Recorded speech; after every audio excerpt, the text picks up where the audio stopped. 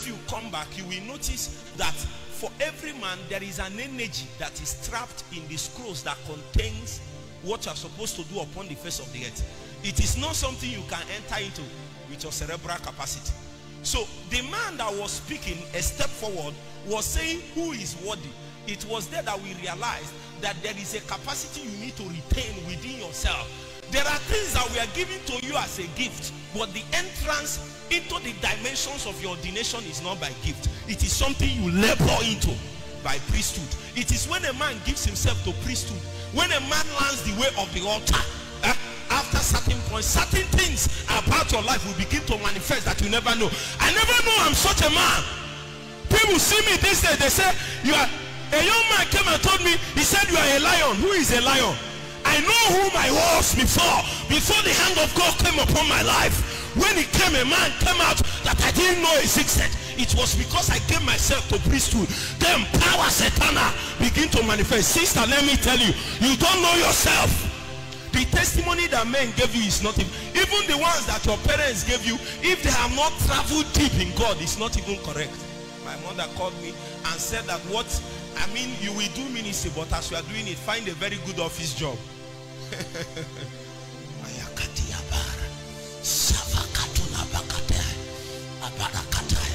When she said find it, I said okay ma. I went to one place. Every day I will be inside. When I'm through with praying in the night, in the morning, I will take my books. I will go to divisional library at Inewe. I will start by 9 a.m. and study my books and Bible till 5 in the evening. I will go back. I will do night vigil. Tomorrow I will start fasting. I will continue. I continued until one day I stood and suddenly my parents noticed that even though God called me, they didn't know he's like this. And my mother now told me it's true that there is a prophet that told her when I was young. You see, may people not deceive you. Just because you are looking small and lean, it has nothing to do with your destiny. Your physical look has nothing to do with it. In fact, should I tell you, it is better you are small physically and big in the spirit. You see, there are people that physically they are bogus, but in the spirit they are small. Such men cannot carry the weight of destiny. We need men that are large in the spirit.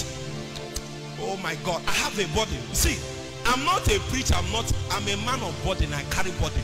And if all I did today is to afflict you with such a burden, it takes burden for a man to tarry in the place of prayer.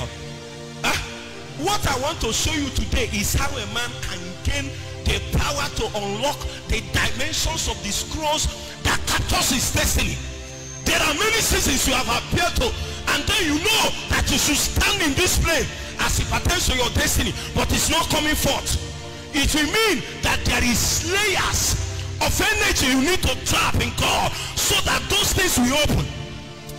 The Bible said that they said, lift up your heads, O ye gates, and be lifted up, ye everlasting doors.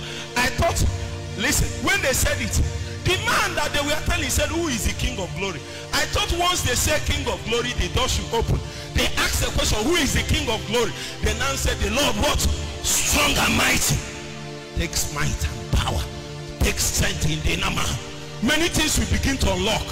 Daddy, I had somebody gave me a prophetic word that time. He said that what he saw was like a counter.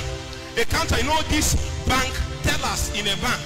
That what he saw is many ministers, young and old, people from this our region, and they came to that counter. That counter admits or rejects people in context with ministry in this terrain, in this Nigeria.